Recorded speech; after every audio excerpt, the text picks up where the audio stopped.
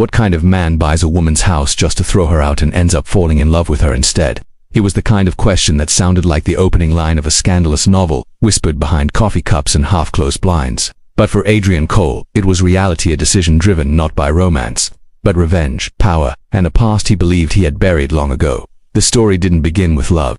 It began with footsteps. Heavy, confident footsteps echoing through an empty hallway of polished wood and dust-layered portraits. A house with history-tall arched windows, ivy climbing old brick walls, and a wrought iron gate that creaked like an old storyteller reluctant to share its secrets.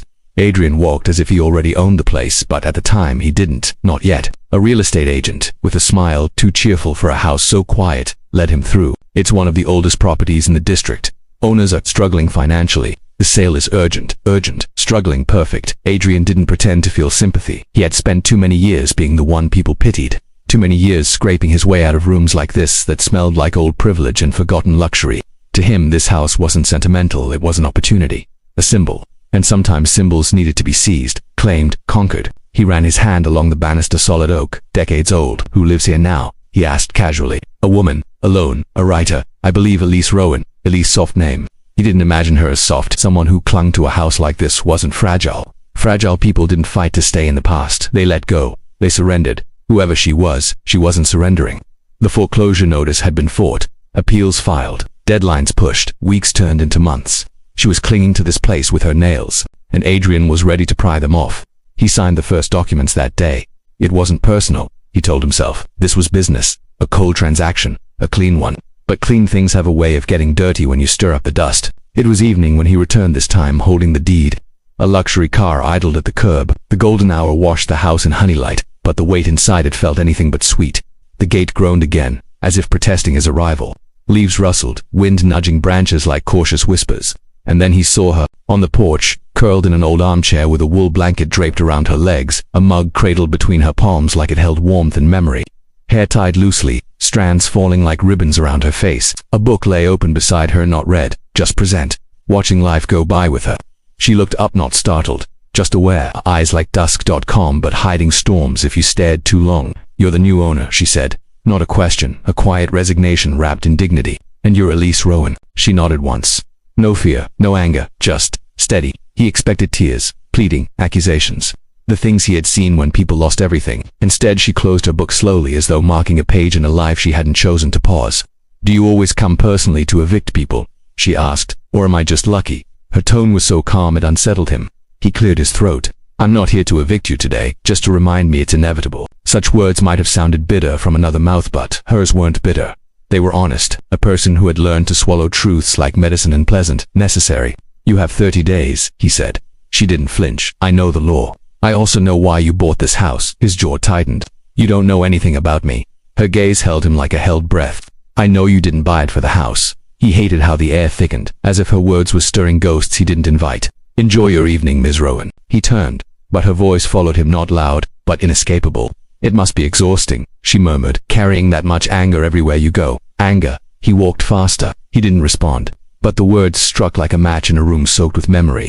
Adrian spent the next 2 weeks trying not to think about the house, not to think about her work, meetings, contracts, rooms filled with people who congratulated him, envied him, feared him. It should have felt powerful. Instead, everything felt quieter than it used to. He found himself replaying that calm voice, that steady gaze. It must be exhausting. Exhausting was not a word anyone used to describe him. Ruthless, determined, ambitious, yes, exhausted, never. Except maybe he was. On the 15th day he went back. He told himself it was to check on the property, to ensure the move-out process was proceeding smoothly. But when he pulled up at dusk again, the house looked almost alive, warm light spilling from windows, the scent of something cooking drifting onto the porch. He knocked. Footsteps approached. The door opened. Elise stood there, sleeves rolled up, flour dusting her hands. You're early, she said simply. For what? For the moment you use your key to enter without knocking. He blinked. She stepped aside. If you're coming in, don't track dirt. He walked in, unsure why he obeyed. The house did not feel like a dying place. It breathed in soft lamps, worn furniture, books stacked like treasured memories, a piano with yellowed keys that hinted at evenings dipped in music rather than silence. He should leave, he thought. He should draw boundaries, establish authority. Instead, he asked, what are you cooking? Sourdough. I bake when I'm stressed. Then, as if reading him, you don't look like someone who knows what stress baking is. I don't, he admitted, despite himself. She handed him a plate with a slice of warm bread, butter melting into it like dusk sinking into water. He didn't refuse. It felt wrong to refuse. He tasted it. He expected something rustic, simple. It was yet unexpectedly rich, comforting, human in a way the world he lived in rarely felt. "You can gloat later," she said, tying her hair again. "Right now, just eat." He didn't realize he was hungry until that first bite. "Why aren't you angry?" he finally asked. Her eyes softened, but not with pity, with understanding. "I was. Anger doesn't change endings, only how we walk through them." Something in his chest shifted. A door he didn't give permission to open nudged slightly ajar. "You could still fight in court," he reminded her, "and spend years in bitterness." She shook her head. "The house doesn't make my life." "I do." He didn't know whether to admire her or be infuriated by her peace. "You talk like letting go doesn't hurt." "Oh, it hurts," she whispered. "But holding on hurts more." The silence felt heavy again, but now it was a different kind of heavy, like the weight of snowfall, not storms. He glanced around, feeling suddenly intrusive. "I should go." She nodded once. "You should." He was halfway out when she added, "But you can come back if you learn to arrive as a guest, not a conqueror." He paused. He didn't turn around. He didn't trust his voice to answer. He left without a word. That night, Adrian stared at the city lights outside his penthouse, window bright, sharp, unyielding. The world he had built, the life he fought for. But his reflection in the glass looked like a man standing in a fortress made of glass, beautiful, strong, breakable. He thought of the house, the warmth, the smell of bread, the softness of lamplight on books and piano keys. He thought of a woman facing loss with more grace than he had ever faced victory. And for the first time in years, Adrian Cole wondered if he had mistaken success for safety, and if his walls had cost him more than they kept him from losing. Some battles, he realized, aren't about winning. They're about why you chose the fight at all. He leaned his forehead against the glass. A quiet morning crept slowly over the skyline, soft and forgiving, as if the universe wanted to give Adrian time to reconsider. But he didn't. By the time the sun fully stretched across the glass towers, he was already driving back to the ivy-covered house he technically owned, yet didn't quite feel entitled to walk into. The gate protested again, the same aching metal groan, like a warning or a welcome. He never quite knew which Elise was in the garden this time. Not the front porch, not wrapped in blankets of nostalgia. No, she was kneeling in the soil, sleeves rolled, hands covered in earth, hair tied loosely again. Garden beds spilled with herbs and late-season flowers, wild yet intentional the way she seemed to exist, in quiet rebellion against harshness. She didn't look up immediately. She sensed him first. "You came back," she murmured, fingers parting soil gently as if it was something sacred, not something people trampled on. He didn't speak right away. The scene felt personal, too intimate for someone who arrived with the intention to erase her life from this space. "I thought I should check on things," he replied, but the words felt hollow even to him. "You're checking on me, not the house," she said. "There's a difference," he exhaled. She wasn't wrong. He hated how she always saw through the polished armor he wore, the confidence, the poise, the practiced neutrality. She saw the man beneath. "What are you planting?" he asked. "To change the direction, or maybe just to stay?" She brushed soil off her palms. "Wintertime, it survives cold better than most things. You trim it, neglect it, freeze it come spring, it still grows." There was a quiet metaphor buried there, and it landed heavier than the morning air. He crouched, not sure why. "You garden a lot." "I build things where life wants to leave." He looked at her, and she met his gaze, not defiant, not sad, just present. A woman learning to breathe in the middle of loss. "You could have sold this house before it reached foreclosure," he said. "You could have walked away on your terms." Her eyes softened, but not with regret. "Some homes aren't walls, some are promises." A pause. "My husband built that porch, my father planted those roses, my son took his first steps in that hall." Silence dropped like a stone into a still pond. He hadn't known those details, didn't ask. Maybe didn't want to know then. "You lost them," his voice lowered. "All but the memories." The garden suddenly felt heavier, not with sadness but with truth, with roots. She stood and dusted off her jeans, then glanced toward the house. "Would you like tea?" He didn't drink tea. He drank expensive coffee delivered to boardrooms and private offices. But today, that world felt distant, like a language he used to speak. "Yes," she nodded, as if she always knew that answer lived under the exterior. Inside the house felt warmer than before, not physically, emotionally. Lamps glowed softly. A faint classical melody floated from an old radio. Fresh bread sat cooling, as if she lived a life untouched by clocks or capitalist urgency. As if peace was a routine, not a privilege. He followed her into a kitchen filled with jars of herbs, old porcelain cups, copper pans that held decades of meals and memories. "You haven't packed anything," he observed. "I will," she replied. "Boiling water. Some things you pack in boxes, others you pack in heartbeats." He leaned against the counter, watching her move. There was a rhythm to her, unhurried, unapologetic, grounded, a stark contrast to the precision of his world. "You think I'm the villain," he said quietly. She didn't turn immediately. When she did, her expression wasn't accusing, it was curious. Do you think you are? He hesitated. No boardroom ever left him hesitating. I did what I had to, he said.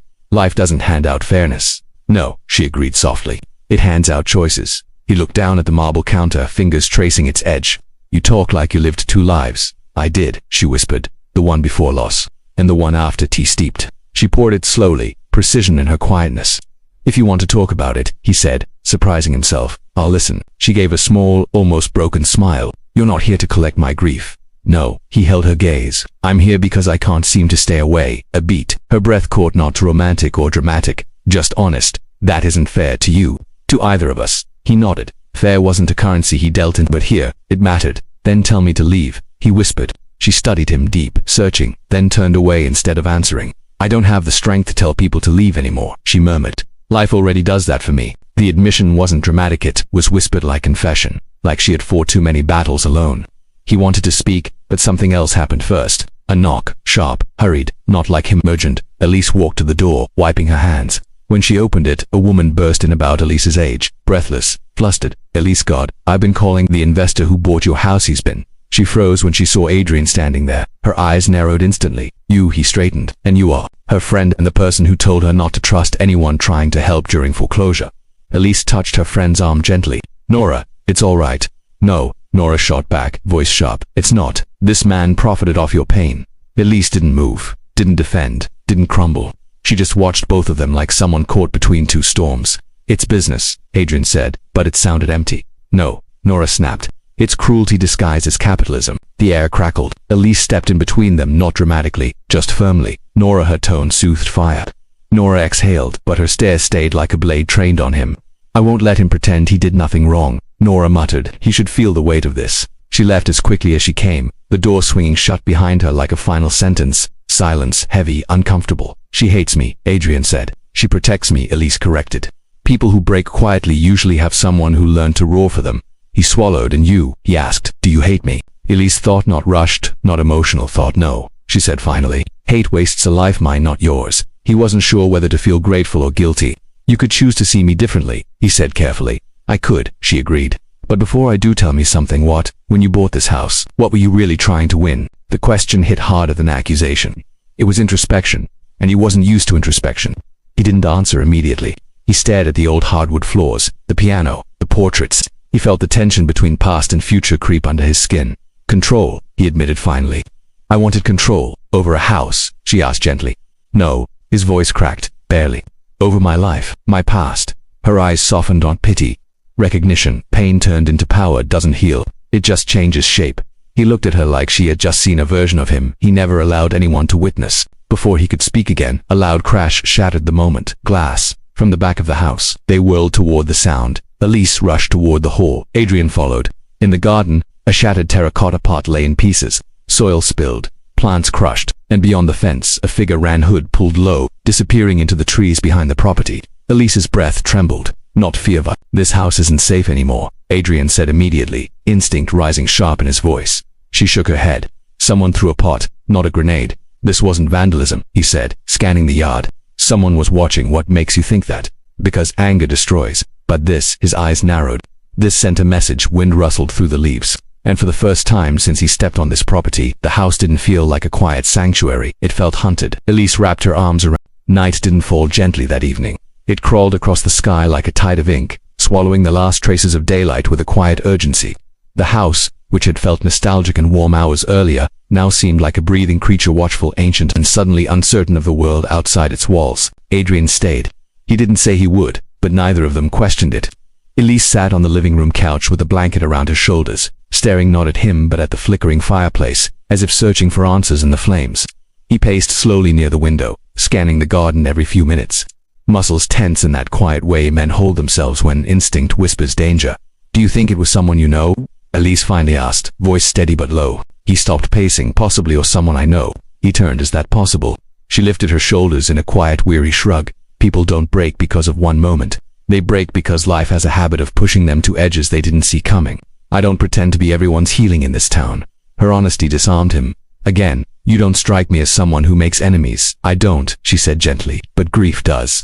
It changes the way we exist in other people's lives. Silence stretched between them, not cold, heavy. He moved closer, not intentionally, but drawn by something he couldn't quite name, the kind of gravity only truth creates. You lost more than a house, he murmured. And you lost something long before you bought it, she replied. He didn't know how she saw through him, but she did. Every time, not with judgment, just presence. That was somehow more terrifying. You judge me, he said quietly. No, she answered. I recognize you. Those 3 words landed harder than accusation. Because recognition required understanding, and understanding meant seeing the cracks he thought he'd hidden beneath success and steel. She pulled the blanket tighter around her. I never asked why you came back today. You could have stayed in your world untouched, unbothered, he exhaled. I didn't want to, and that confuses you. It infuriates me, he corrected, almost surprised at his own admission. A soft, sad smile touched her lips. Things that soften us usually do. The fireplace crackled outside, wind traced along the windows. Inside, something more fragile shifted, trust maybe, or the beginning of it. He sat across from her, leaning forward with elbows on his knees. Tell me about your son. She didn't flinch this time, didn't pull away. Her eyes glimmered with something raw, yet steady. His name was Noah. He loved rainstorms, said they sounded like the earth remembering how to breathe. Adrian's chest tightened. How old? 7. A pause. Life doesn't warn you when it's about to break. For the first time since knowing her, he saw her tremble. Not visibly, not in body, in breath, in memory. What happened? He asked, softly. A car crash, a drunk driver, another pause. Grief doesn't come in screams. It comes in silence. He realized then she wasn't fragile because she'd never broken. She was strong because she had. And she'd built herself again, not into steel, but into softness, resilient enough to feel the world without shattering under it. He swallowed. I'm sorry, she nodded once. I know. And I believe you. That belief felt heavier than suspicion ever could. He looked toward the shattered pot outside. Whoever came here, if they come back, they'll find I'm not so easy to intimidate, she whispered. He believed that too. Yet something gnawed at him. The way the figure had run, the precision of the act, it lacked clumsy anger. It carried intent. Did you tell anyone you'd lose the house today? He asked. Just Nora, she replied. And the bank, the lawyer, and her voice trailed off. And one more person who her eyes shifted, uncertain. My brother. That surprised him. You never mentioned a brother. She hesitated. He hasn't been part of my life for years. We grew apart after. A pause. Then quietly, after everything fell apart, would he want this house? He'd want what it represents. She murmured, our childhood, my father's legacy, the illusion that some things stay where you left them. And what does he feel toward you? A beat, a breath, elusive affection, she whispered, and resentments we never named. A silent revelation rolled between them. Sometimes danger didn't come from enemies. It came from the echoes of family. Before he could respond, a sound broke through the air. A car engine, slow, crawling past the gate. Elise stood, instinct pulling her forward. Adrian moved faster, stepping in front of her. Wait, the car slowed, headlights sweeping across the yard like searching eyes. Then it drove on. Elise let out a breath she didn't realize she'd been holding. Adrian did too. You shouldn't stay here tonight, he said. She crossed her arms. I'm not leaving my home. It's dangerous. So is living. She countered softly. But we do it anyway. He stared at her, unsure if she was fearless or tired of fear. You don't have to fight every battle alone, he said, and you don't have to shoulder every danger like it's yours to contain, she replied just as quietly. That struck something deep, something he didn't like touching. Before he could speak, she added, tell me something true, Adrian, not polished, not strategic, real. His breath hitched, a test or an invitation. He looked at the window, at the ghost of his reflection in the dark glass. When I bought this house, he said slowly, I wanted to win. Not against you, against my past, and now I don't know what winning means. A flicker crossed her eyes, understanding, sympathy, maybe something more fragile. I don't want you to save me, she said. I want you to understand me. And what about me, he asked. Do you want to understand me? Her eyes didn't waver. I already do. Something inside him shifted uneasily. To be seen was one thing. To be known entirely different. A sudden sharp sound crackled from the back porch. Not a crash metal like a latch being tested. They both froze. Adrian moved first, crossing the room with quiet urgency. Elise reached for her phone instinctively, though her fingers shook now. Finally, human fear slipping through the grace. He peered through the kitchen doorway toward the porch. Darkness pressed against the glass. For a moment, nothing. Then, a silhouette still, watching. A chill slithered down his spine. Stay behind me, he murmured, but she didn't listen. She stepped beside him, shoulder to shoulder. Not reckless, resolute, the silhouette lingered a second longer, then slipped away into the night, swallowed by shadows as if it had never existed. Elise exhaled shakily. This isn't random. No, he agreed. It isn't. She looked at him then, not with fear, but with a dawning, unsettling realization. Whatever or whoever this is, it followed you, didn't it? Her voice didn't accuse. It simply recognized a truth forming between them, one they both felt but hadn't named until now. Adrian didn't answer immediately. He didn't need to, because in the space between heartbeat and silence, she already knew, and the truth that settled in the room was sudden, sharp and irreversible. The danger outside wasn't tied to her past, it was tied to his, and now, whether either of them intended it or not, their lives were no longer separate battles, they had become one. Wind pressed against the windows long after the silhouette vanished, like the night itself was breathing against the glass. The house felt smaller suddenly, walls shrinking, shadows lengthening, time slowing into an uneasy hush. Elise and Adrian stood in the dim glow of the kitchen, not moving, not speaking, as if any sound might summon the figure back. "You knew this was coming," Elise whispered, not with blame, but with recognition. "Some part of you did." He didn't deny it. Couldn't silence stretched between them, taut as a wire in winter. "Who did you run from?" she asked finally, his jaw flexed. "I didn't run. You built an empire out of survival," she replied softly. Running doesn't always look like running. A storm lived behind his eyes, not rage, but something older, something tired, something bruised by ambition and memory. He turned away, hands bracing on the counter as if grounding himself. "My past isn't your threat. Then why is it on my porch?" A truth they could no longer skirt lingered between them, sharp as broken glass. He straightened slowly, staring at the dark window. "Someone thinks taking this house hurts me." She blinked. "Because you care about it, because I care that you live in it." The confession slipped out like a truth too heavy to hold any longer. Elise inhaled, not sharply, but like someone absorbing impact without breaking. "You didn't buy this house for power anymore," she murmured. "You're staying because you're afraid to leave." He turned then, and there it was, vulnerability unguarded behind steel. "I'm staying because I can't walk away, not from the threat, not from the house, not from her." Outside, wind shifted, rattling the old panes as if the night itself pressed ears to the walls, listening. Elise stepped back, needing space, not from him, but from the sudden gravity between them. She moved to the living room, voice low and trembling with truth. "When my life shattered, the world didn't get darker, it got louder. Every sound, every shadow felt like a reminder that something could vanish again without warning." Her hand rested on the edge of the piano as if steadying herself. "I learned to sit in silence because silence didn't disappear. People did." He approached slowly, quiet footsteps across aging hardwood. "I'm not leaving. I don't want you to leave." Her voice cracked like thin ice, soft, dangerous, honest. "I just don't know what you're bringing with you." He wished he had an answer cleaner than the life he lived. Instead, he gave the truth. "Someone I once trusted wants me undone, and they don't care who stands near me when they strike." Her breath faltered. "A partner, a brother in ambition," he said bitterly. "Not blood, but sometimes shared ambition cuts deeper than blood ever could." "Your past is knocking," she whispered, "and it found my door." He closed his eyes briefly, as if the weight of her words pressed into him like a bruise returning to bloom. "You can leave this," he said quietly. "You can choose safety." She turned, and there was steel beneath her sorrow, not rage, conviction. "I didn't survive everything just to run from the unknown," a beat. "And I don't abandon people who stay." Something inside him gave way like a wall cracked by time and truth. He didn't speak gratitude, he didn't know how, but she read the shift in his posture. It was the closest he could come to saying he needed her there. They sat, not together, not apart, two souls orbiting the same quiet crisis. Firelight flickered across her face, tracing the soft fatigue of grief and courage. Across his, it traced the angles of a man crafted by fight, now forced to feel. Minutes passed, maybe hours. The house seemed to hold its breath with them, then a faint vibration broke the silence. His phone, he looked down. A single message, unknown number. "You took what wasn't yours. Now you'll lose what you care about most." His blood chilled. Elise watched the change in his expression like someone reading weather in a man's face. "What is it?" He showed her. She didn't flinch. Her voice was steady, but her hands tightened on the blanket. "They think I matter to you." He didn't answer. He didn't need to. Elise looked away, not afraid, but absorbing the truth like someone bracing against a coming storm. "Then this house isn't my last memory anymore." "What do you mean?" She turned back to him, eyes fierce with clarity. "It's become yours too." Those words landed with the force of a door locking, not trapping, anchoring. He moved closer, slow as dawn. "I can protect you." "No," she breathed. "You can stand beside me." "That's different." It felt like the closest thing to a vow they'd ever spoken. A distant sound cut through the moment, gravel shifting outside, tires rolling slow. Not frantic, not random, measured. Watching. Adrian stood first, adrenaline blooming cold and sharp. Elise followed, hand brushing the piano as she passed, a touch that felt like gathering strength from memory. They approached the window together. Headlights glowed through the trees. A car idled just beyond the fence, engine low like a growl beneath the silence. The same presence from earlier, now less a ghost, more a threat acknowledged. Then the headlights flicked off. Dark swallowed the yard again. Elise's breath trembled this time. Adrian didn't look away from the window. "They're waiting," she whispered. He nodded once. "And next time they won't just watch."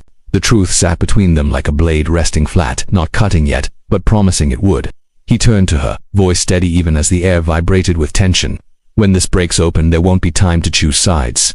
She held his gaze, no tremor now, only resolve. Some choices choose us. Outside, a branch snapped, not by wind, by footsteps withdrawing, retreating, not finished. The threat had tested the walls, the windows, the silence. Next time it would test them.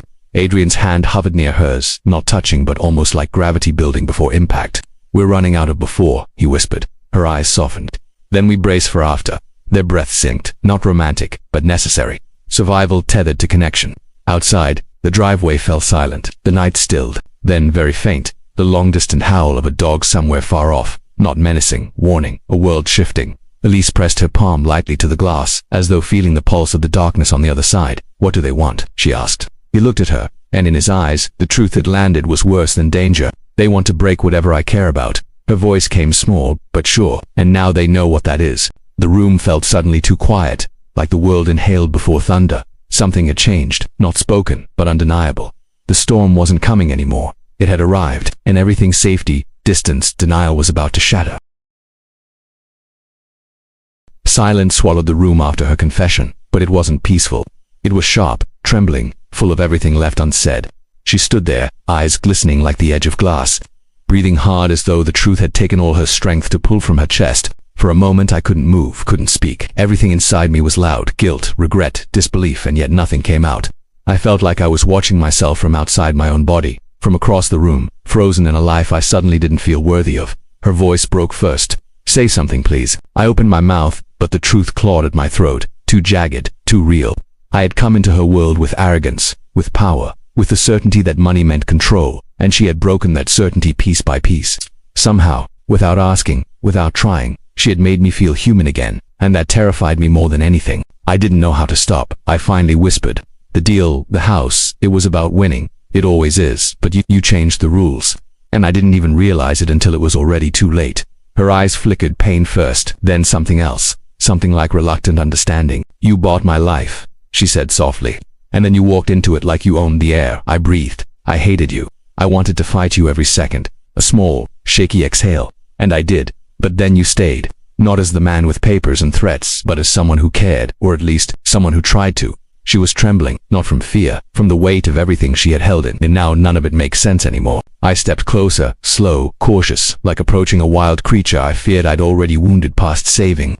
"I don't want the house anymore," I said. "I don't want any win that costs you. You can't undo what you did." She whispered, eyes falling. "You can only decide who you'll be now." Her words were a mirror I didn't want but couldn't escape. I reached out and gently touched her hand, not to claim her, not to take, but to ask. Her fingers twitched, then slowly intertwined with mine, fragile, hesitant, real. We stood like that, two people holding mistakes and hopes at the same time, until her body leaned just slightly toward me. Not in surrender but in truth. The storm outside cracked the silence with a sudden bolt of thunder, shaking the windows. Rain hammered the earth like a drumbeat of fate, fierce and relentless. The world outside was chaos, but here, in this trembling moment, everything felt painfully, beautifully still. "Come with me," I said suddenly, a decision rising in me like a tide I couldn't hold back. "Tonight, right now." She blinked, confused. "Where?" "Anywhere that isn't here. Anywhere that isn't a battlefield." She looked at me like I was speaking another language. "Running isn't healing." "I'm not asking you to run," I replied. "I'm asking you to breathe. To see something that isn't walls and memories and fear of losing what's left." Her chest rose slowly, doubt and hope fighting in the space between breaths. Finally, she nodded barely, as though afraid the movement might shatter everything. "I don't trust you fully yet," she whispered. "I don't trust myself fully yet," I admitted. It wasn't poetry. It wasn't dramatic. It was just real. We left the house in silence. The storm had softened, mist hanging like a sigh over the world. The car headlights cut through the fog, illuminating a road that felt new even though I had driven it countless times. A road that, somehow, didn't feel like mine anymore. As we drove, she stared out the window, fingers faintly tracing shapes in the condensation, small circles, lines, pauses like punctuation marks in thoughts. She didn't speak aloud. I wanted to ask what she was thinking but didn't. Some truths need breathing room before they become words. Hours later, dawn spilled across the horizon like hope poured from a shattered sky. We reached the old coastal village, a place I hadn't visited in years, where cliffs met ocean and the world felt raw and enormous. The beach below lay untouched, waves whispering against the shore like they were carrying secrets only the water understood. She stepped out of the car, inhaling the salt air, the wind tugging strands of hair across her face. The ocean wind always felt like truth, cold, honest, impossible to ignore. She wrapped her arms around herself, not from cold, but because being open is harder than being strong. I used to come here with my mother, she murmured, before everything became survival. Before life felt like a door I had to keep from closing. Her voice held nostalgia and grief in equal weight. She was the one who taught me to fight for home, not because of walls but because of what they protect. I listened, not as a man trying to respond, but as someone learning how to hear. I didn't just lose a house, she said, I lost a promise. And I didn't know how to let go of that without feeling like I was letting go of her too. A tear slipped down her cheek before she could stop it. I didn't wipe it. Some tears need to fall to free what's behind them. I'm sorry, I said, voice rough, not as apology but as confession. Sorry for seeing your life as leverage. Sorry for thinking power meant purpose. I've spent so long winning fights that I forgot how to simply be. She turned to me then, not angry, not fragile, just tired and human and searching. Do you want redemption? She asked quietly, or do you want me? The question hit like lightning, sudden, blinding, true. Redemption was safe. Redemption was about fixing the image you had of yourself. But wanting her, that was raw, terrifying, vulnerable. That meant letting myself break and rebuild without guarantees. That meant giving without knowing what came back. That meant loving without ownership, without winning, without armor. I want you, I whispered.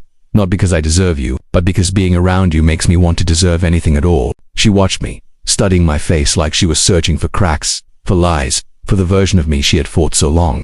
Slowly, her shoulders loosened, breath trembling out like weight leaving bone. Then don't love me like I'm something to earn, she said softly. Love me like I'm someone who chooses to stay or walk away on my own terms. The wind lifted around us, the world holding its breath. I can do that, I whispered. Can you? She asked, voice barely a thread. I can try. A quiet laugh escaped her, small, real, unexpected. Trying is the first honest thing you've said to me. We stood there, ocean roaring beneath us, sky stretching endless above. Two people not healed, not complete, not certain but willing. And sometimes, willingness is the beginning of everything. She stepped closer, laying her head lightly against my chest. I wrapped my arms around her, not in possession but in presence. We didn't kiss, we didn't promise forever. We just existed, raw, imperfect, finally unguarded. And for the first time since buying that house, since walking into her life with arrogance and contract papers, I felt something I hadn't felt in years. Home, not as a place, not as a victory, but as a person standing in my arms, fragile and fierce and real. The horizon brightened, gold spilling across the waves like the world turning a page. And somewhere between regret and possibility, between wound and healing, between who we were and who we might become, everything began again.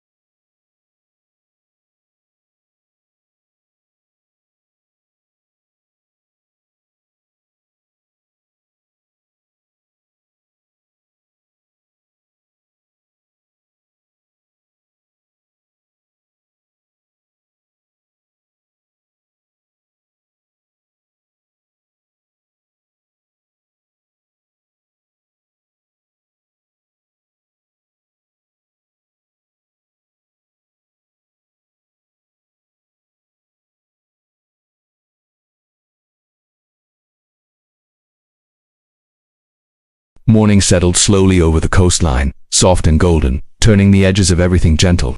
The storm had passed, not only the one outside, but the one inside us too. The waves below were calmer than last night, kissing the shore instead of crashing into it.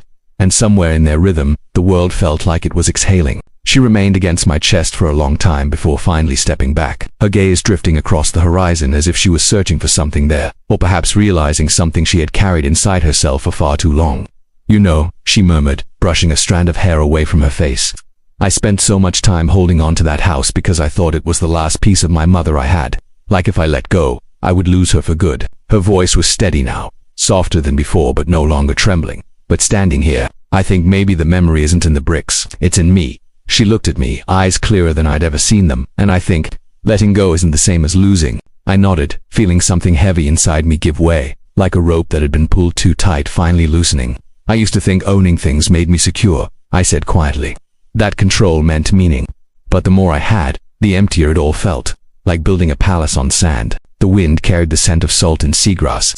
The gulls cried overhead, drifting lazily on air currents that seemed to float rather than move. Everything around us felt slow, real, and strangely sacred, as if the world itself had paused to listen. Maybe life isn't about holding tighter, I whispered, barely louder than the wind. Maybe it's about holding steadier, and knowing when to open your hands. She smiled, small, peaceful. Then open them, she said. Do it not for me, for yourself. There was no drama in her voice, no expectation. Just truth, simple and freeing. And I realized then, it wasn't about love as possession, or redemption as repayment.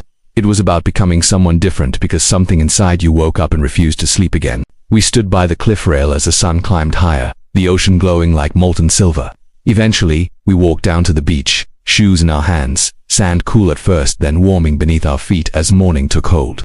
Every step felt like it carried a quiet decision not to escape the past, but to walk with it differently. She dipped her toes in the water, gasping at the chill, then wading in just enough for the waves to brush the hem of her jeans. I followed, feeling the shock of cold ripple through me, grounding me in the moment. Do you think we'll get it right?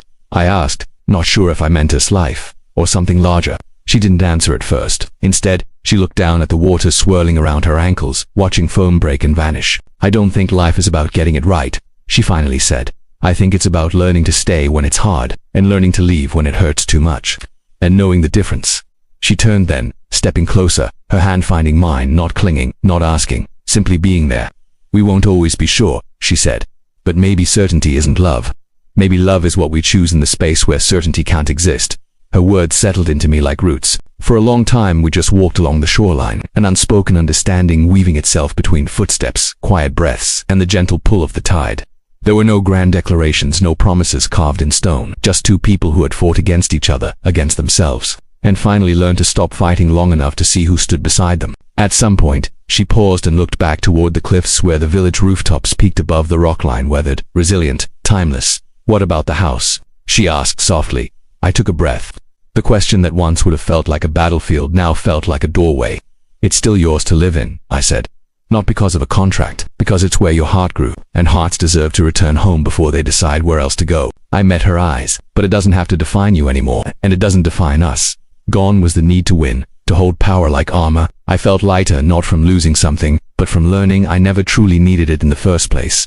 She looked at me for a long moment, searching, then nodded, slow, accepting. Thank you. Her voice wasn't dramatic. It didn't tremble. It was gratitude, honest and complete. We didn't rush back. We spent the day in that coastal town, talking little but understanding much, sharing food from a tiny cafe overlooking the harbor, where the smell of coffee and fresh bread wrapped around us like comfort, watching boats drift lazily, fishermen cleaning nets as if they were tending to the quiet rituals of a life built on patience. By late afternoon, clouds gathered again, not storm clouds but soft, cotton-like ones that promised a gentle evening.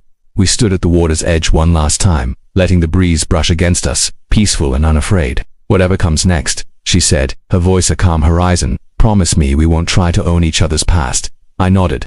Only walked beside each other's future. And there it was, not a vow carved in stone but a promise whispered into open air. A promise fragile enough to break if held too tightly, but strong enough to last if held with care. As we drove back toward the city, the road curved like a ribbon through fields and fading sunlight. She leaned her head against the window, eyes closing, not in retreat but in rest. And I drove, feeling the world shift, not violently, not suddenly, but slowly, like dawn settling into day. Somewhere along that road, I realized I no longer felt the weight of who I had been. I felt the pull of who I was becoming. Is a home, a place, or a person, or a moment when we finally stop running from ourselves? Or is it simply the courage to open a door, not knowing what waits on the other side? Perhaps the truest love isn't found in possession, victory, or certainty, but in the gentle bravery of choosing someone, again and again, without needing